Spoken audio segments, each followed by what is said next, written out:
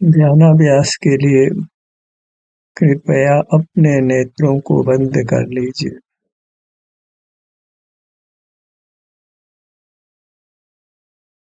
बाहर नहीं देखने से ही जीव परमात्मा होता है। इतना ही परमात्मा होने का पुरुषार्थ है। बाहर नहीं देखे तो अंतर में रहता है, तभी वह प्रकट परमात्मा होता है, सुखी होता है। बाहर रहे तो बाहर में भी प्रतिकूलता और फिर भीतर शरीर में वेदना होके भीतर में प्रतिकूलता। बाहर रहने वाले जीवों को दुखों का कोई पार नहीं है। बाहर रहने पर जिज्ञासाओं की पूर्ति भी कभी नहीं हो सकती। जीव पुद्गल मिलकर पुद्गल मिलकर जो स्वांग बनाते हैं, उस स्वांग के पार को कोई नहीं पा सकता है। और पार पाने की इच्छा भी नहीं करना है, क्योंकि वह अनंत है।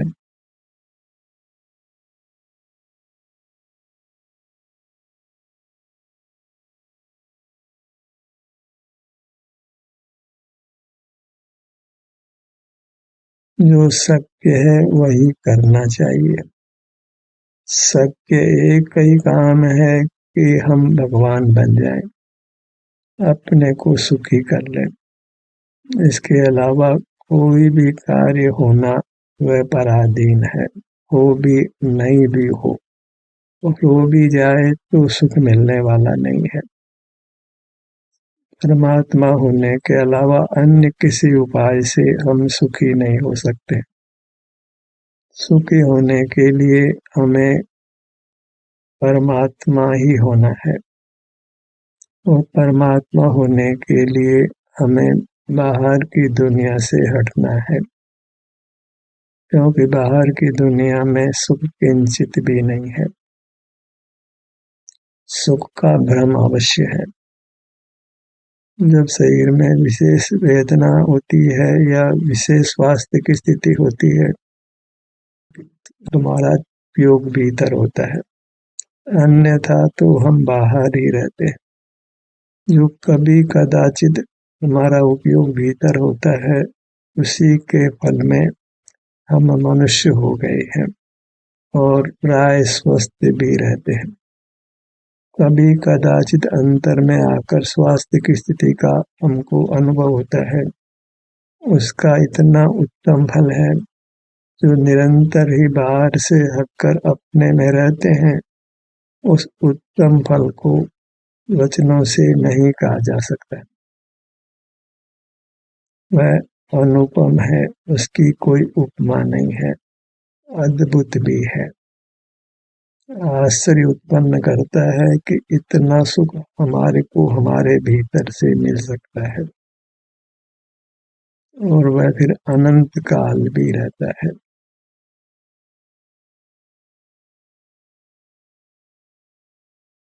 सुख अपने में है। बाहर से हटकर अपने में होते हैं तो सुख मिलता भी है, फिर भी वृत्ति बहिर्मुख होती है। हम अपने आप को बहिर्मुख होने से नहीं रोक पाते, और उसका खामियाजा दुख भी हमको भरना पड़ता है। पर जिसने बहिर्मुख वृत्ति को क्षण मात्र को भी रोका है, यत्न पूर्वक अपने सन्मुख हुआ है, उस शांति को जिसने पहचाना है, वह अवश्य ही परमात्म दशा को पाता है। इसी विश्वास के बल पर हमको आशावादी होकर रहना है। कितना भी दुख आ पड़े, निराश नहीं होना है। कितने भी प्रतिकूल संयोग मिले तो आकुल व्याकुल नहीं होना है। अंतरंग में तो हम भगवान हैं ही, पर इतने मात्र से सुख नहीं है। अंतरंग से युक्त होते हैं, जब बाहर से युक्त नहीं होते हैं तो अंतरंग में परमात्मा होने का फल हमको मिलता है। अप्पा सो परमप्पा, आत्मा है वह परमात्मा है। इतने मात्र से हम परमात्मा नहीं हो जाते। जब हम स्वयं ही परमात्मा तत्परम आनंद के नाथ हैं, निर्मल आनंद के नाथ हैं, तो फिर आनंद के लिए बाहर बिल्कुल नहीं देखना है,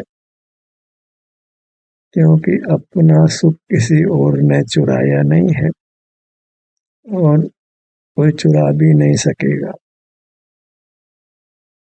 तो हम तो ऐसे सुख के धनी हैं जिसको कोई चुरा नहीं सकता है, सदा स्वभाव उपलब्ध रहता है। बस उस स्वभाव को हमने भोगना है, उसके लिए बाह्य जगत को छोड़ना है।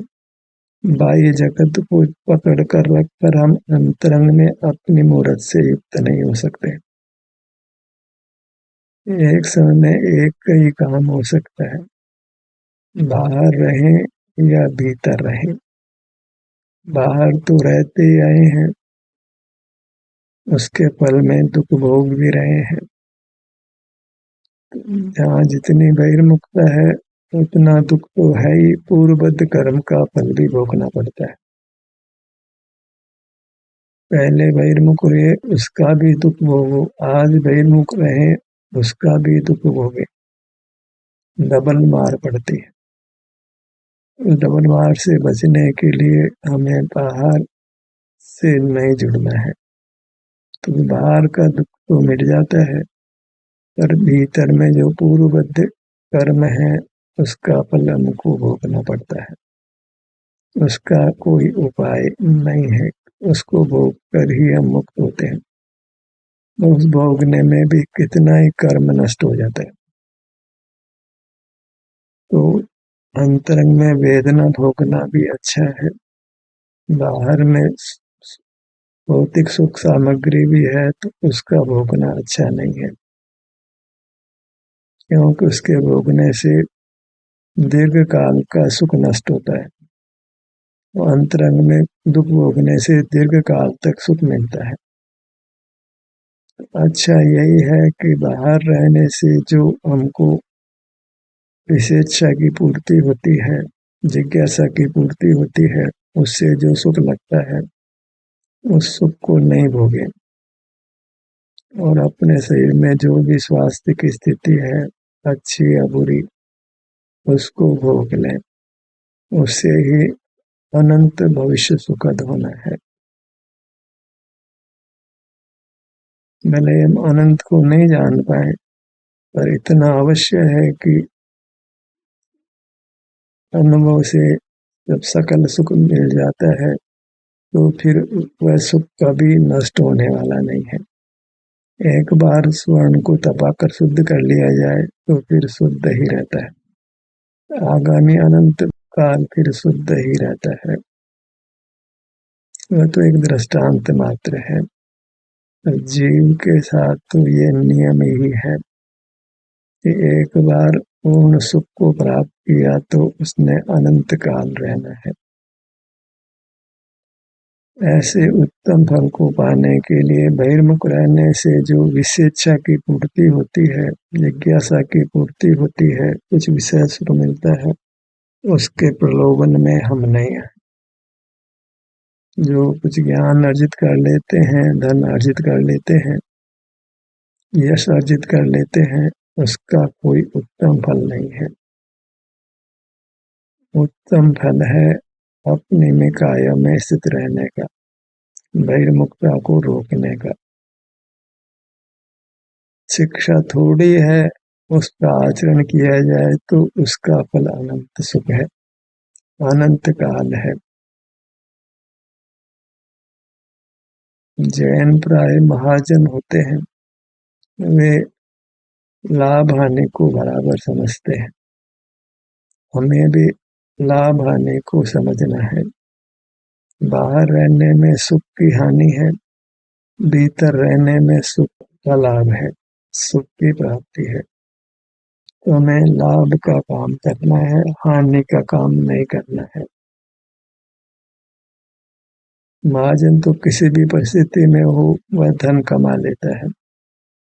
ऐसे ही हम किसी भी परिस्थिति में हो तो हम बहिर्मुखता को छोड़कर अंतर्मुख हो सकते हैं, अपने ही सुख को पा सकते हैं, विषय सुख को छोड़ सकते हैं और अपने शारीरिक सुख का अनुभव कर पूर्ण सुख प्रकट कर सकते हैं। इसमें किसी की सहाय की आवश्यकता भी नहीं है, बस केवल मुक्ति की वांछा चाहिए, शुद्ध परमानंद की अतीन्द्रिय सुख की वांछा चाहिए, जो केवल जगत से विमुख होने से, अपने से युक्त होने से मिलती है। अपने शरीर से ही जुड़कर रहिए। जिस शरीर से जुड़ना है वह कारण परमात्मा है, मतलब उसके आश्रय से कार्य परमात्मा प्रकट होता है। उस कारण परमात्मा को भी कारण शुद्ध पर्याय कहते हैं, और जो शुद्धि प्रकट होती है उसको कार्य शुद्ध पर्याय कहते हैं। जो त्रिकालीय अंश है, जो क्षेत्र है, वह कारण है, उसके आश्रय से जो वृत्ति प्रकट होती है वह कार्य है। कारण कार्य का यही स्वरूप है। कारण को छोड़ने से कार्य भी छूट जाता है, तो अपने मूर्त को नहीं छोड़ना है। इसको छोड़ने से ही फिर स्वास्थ्य नष्ट होता है, अशुद्ध हो जाते हैं। अपने मूर्त को परमात्मा संज्ञ है, जो मूर्त नहीं है, संवेदन गम्य है, विस्तार भाषित होता है, वह इसलिए कि वहाँ सुख दुख की स्थिति होती है। सुख दुख के द्वारा ही हमको हमारी मूर्त का परिचय होता है, शारीरिक सुख दुख के माध्यम से, क्योंकि शारीरिक सुख दुख अपने शरीर में होता है, तो शरीर का भान हो जाता है। भान का अर्थ ज्ञान नहीं है, वह सब दर्शन ही है। दर्शन सामान्य विशेष का ग्राहक है, उसमें विस्तार का भी ग्रहण होता है, वृत्ति का भी ग्रहण होता है, भले वेदन पर्याय का ही हो। ग्रहण सामान्य विशेष वस्तु का होता है। इस प्रकार अपने स्वरूप को अच्छी तरह समझ लेना है, फिर अपने स्वरूप में ही स्थित रहना है, सदा सुखी रहना है, स्वस्थ रहना है। स्वस्थ रहना कहें कि कायस्थ रहना कहें कि पिंडस्थ रहना कहें, उसी से जीव परमात्मा होता है।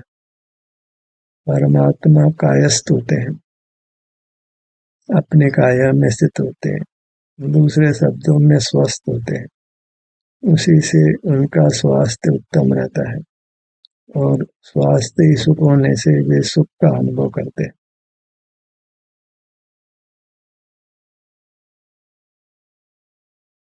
प्रेम करना है तो अपनी मूर्त से करिए, क्योंकि वह प्रेम ही निभ सकता है, बाकी प्रेम तो निभते नहीं है। संयोग का तो वियोग हो जाता है, अपनी मूर्त का कभी संयोग नहीं हुआ, वह अनादि से है, क्योंकि वह हम स्वयं ही हैं, बस लक्ष्य नहीं है। अपने मुखमंडल को लक्ष्य में लीजिए।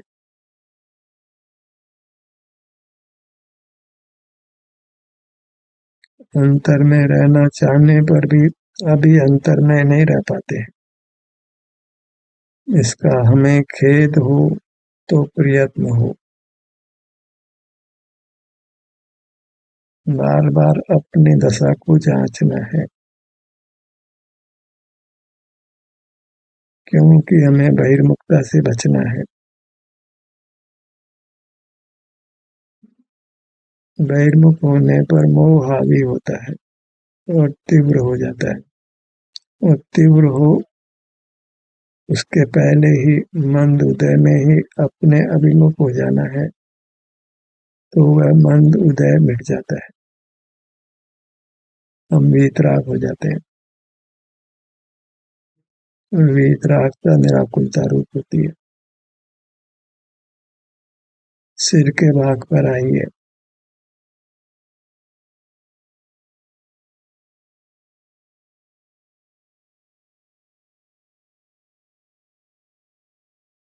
सीखना तो इसलिए पड़ता है कि व्यक्ति सहज ही बहिर्मुख हो जाती है। बहिर्मुखता में वो बहिर्मुख ज्ञान हमारी मदद करता है। ये ज्ञान के बहिर्मुख रहना अच्छा नहीं है, तो उस ज्ञान के बल पर फिर बहिर्मुखता को छोड़ देना है। फिर ज्ञान का काम खत्म हो गया, फिर अपने सुख का भोग है। सुख के भोग में ज्ञान का काम नहीं। सुख के भोग होने से पहले ही कदाचित ज्ञान का काम है। जहाँ दर्शन हुआ, अनुभव हुआ, सुख संवेदन हुआ, फिर ज्ञान साथ में नहीं रहता। ललाट के भाग पर आइए।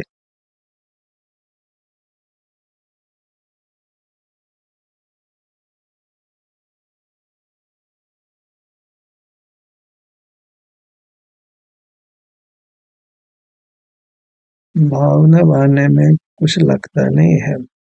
कम से कम भावना तो है कि मुझे अंतर में रहना है। इसी को आत्म भावना कहते हैं। आत्म भावन भाव था, जीव लहे केवल सुख रे। भावना से भवन बनता है। अभी तत्काल नहीं, कुछ काल लगता है भवन तैयार होने में, पर भवन निश्चित बन जाता है। आओ झूले मेरे चेतन आत्म भवन में, अपने भवन में। अपने आभ्यंतर शरीर को भी भवन संज्ञा दी, क्योंकि हमको अपने में रहना है। जैसे बाहर भवन में रहते हैं, ऐसे हमको अपने विस्तार में रहना है। बाहर अच्छा अच्छा भवन बनाते हैं, पर भीतर तो बना बनाया अच्छा भवन है। हमें तो बस उसमें रहना है, तो हम सुखी हो जाते हैं। पूर्ण सुखी होने में कुछ समय लगता है, पर सुखी निश्चित हो जाते हैं।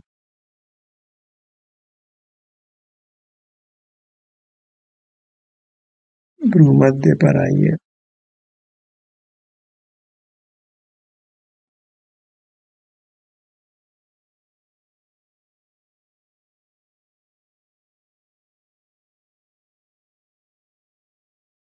जो अंतर में आकर शांति भोगते हैं, वह शांति ही हमको फिर स्वयं सन्मुख करती है।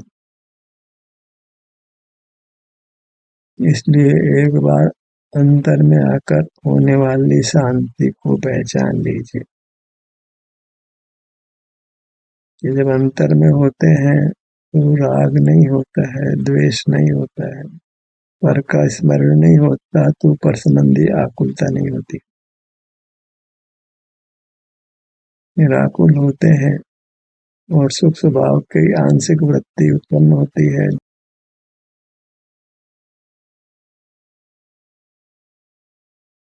नेत्रों के भाग पर आइए।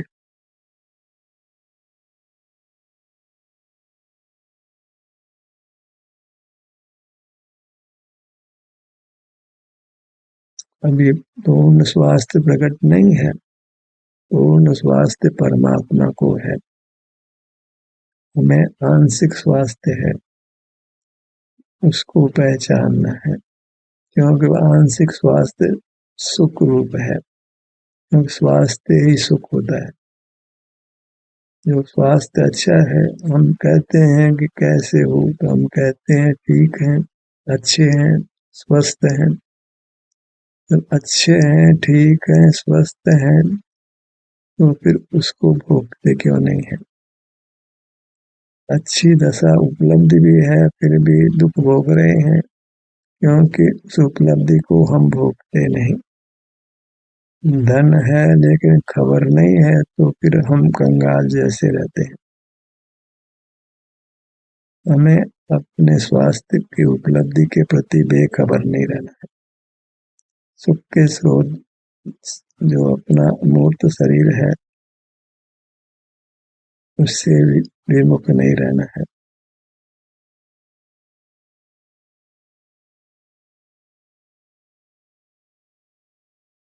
बायां नेत्र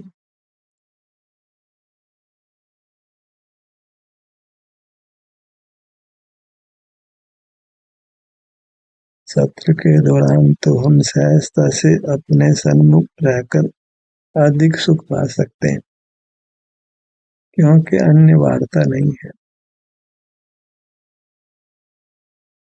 जहाँ अन्य वार्ता है वहाँ हम स्वरूप से च्युत हैं तो सुखी नहीं है। विकथा में नहीं रहना है।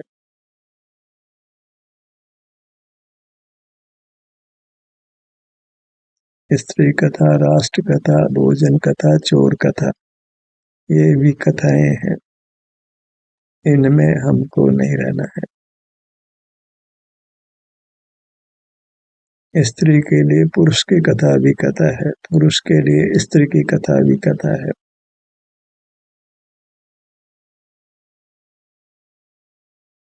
राज्य की कथा अच्छी नहीं है, भोजन की कथा भी अच्छी नहीं है, क्योंकि भोजन से इससे सुख मिलता है तो फिर भोजन में विकल्प रुक जाता है।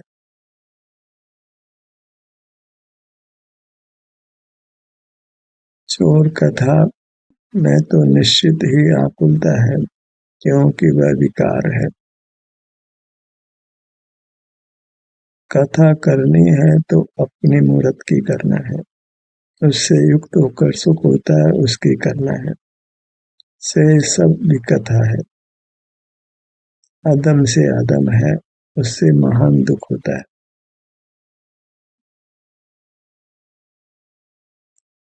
हमें यही प्रयत्न करना है, या तो अनुभव करें या फिर अनुभव के संबंध में वार्ता करें, अन्यथा तो उपयोग अशुभ में ही चला जाता है,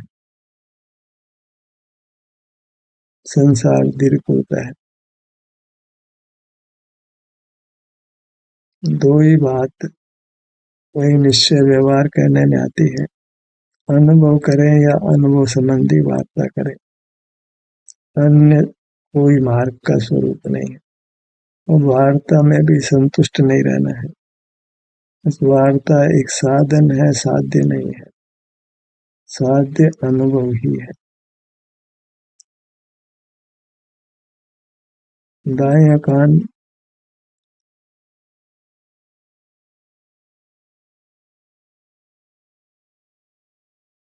दायां कान क्योंकि सब जीवों को अपना अमूर्त शरीर अनुभव में आता है, इसलिए एक बालक भी इस मोक्ष मार्ग की कथा कर सकता है। ध्यान का निर्देश दे सकता है। ध्यान के निर्देश के लिए कोई विद्वता नहीं चाहिए, कोई शास्त्र ज्ञान भी नहीं चाहिए। जब ध्यान का निर्देश देने वाला स्वयं ध्यान करता हो तो ही उसका उपदेश फल सकता है।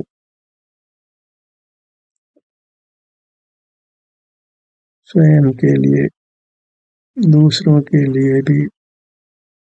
कदाचित बिना ध्यान के भी कोई ध्यान का निर्देश देता है तो सामने वाला उसके भाव को ग्रहण करके ध्यान का प्रारंभ कर सकता है। और जो बिना ध्यान के ही ध्यान की बात करता है तो वह अपना कुछ भी हित नहीं करता है।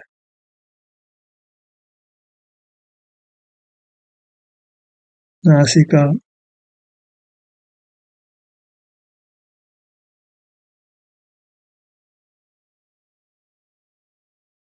हम ध्यान करें, ध्यान का निर्देश दें, दोनों में हमारा ही हित है। निरंतर ध्यान नहीं कर पाते हैं तो ध्यान करते हुए ध्यान का निर्देश दें।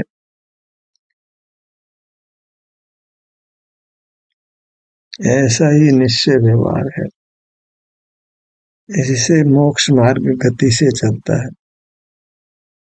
बायां नथुना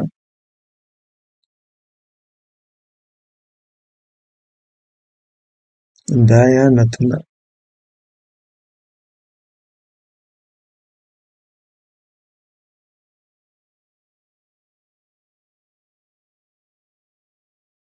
हमारे निवास स्थान पर कोई एक व्यक्ति भी साथ में बैठकर ध्यान करने को तैयार हो तो सोने पे सुहागा हो जाता है। प्रयास करना चाहिए कि अपने ही निवास स्थान पर कोई एक व्यक्ति तो कम से कम ध्यान की रुचि वाला हो, जिसके आश्रय से हम अपने जगह रहते हुए ही ध्यान का समय बढ़ा सकें, क्योंकि अब सर्वथा निरालंब नहीं रह सकते। होठों के भाग पर आइए।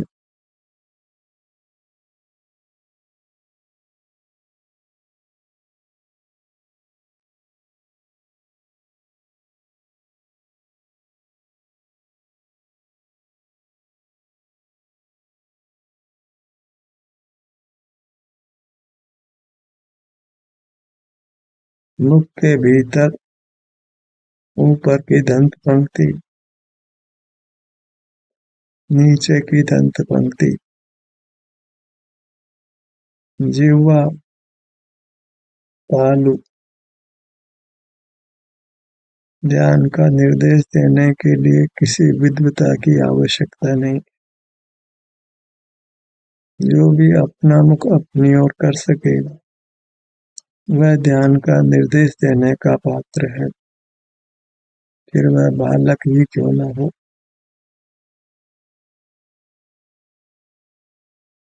जिह्वा,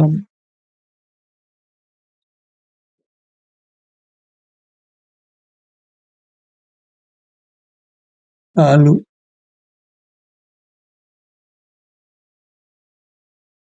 संगी जीव ही ध्यान का पात्र होता है।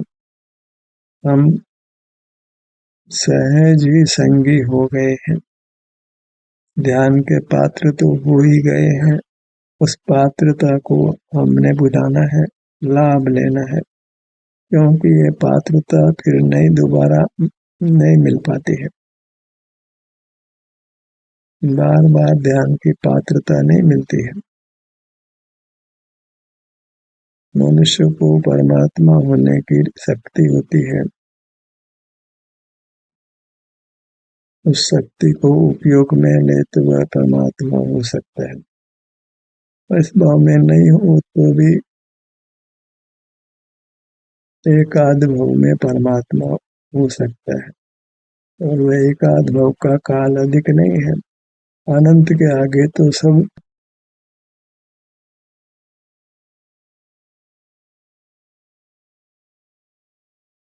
बुद्धि।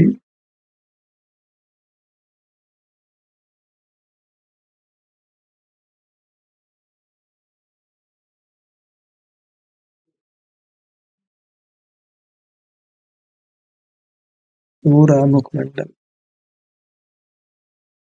मुखमंडल के परिचय उपलक्षण से पूरी मूर्त को ग्रहण कर लेना है। जैसा एक भाग है वैसा ही हमारे अन्य भाग हैं। पूरी मूर्त ऐसी ही है, वह पूरी मूर्त ही अनुभव करने योग्य है। बाहर में कोई पदार्थ अनुभव का विषय नहीं है, किसी बाह्य पदार्थ का अनुभव नहीं हो सकता है। बाहर में केवल मूर्त स्थूल पदार्थ निकट पदार्थ ही जानने में आते हैं, उनको जानने का कोई उत्तम फल नहीं है। संसार ही दीर्घ होता है, बाहर का जानना छोड़ना है, उसी से हम कायस्थ होते हैं, परमात्मा होते हैं। ध्यान का सत्र यही समाप्त होता है। आपकी सहभागिता के लिए धन्यवाद।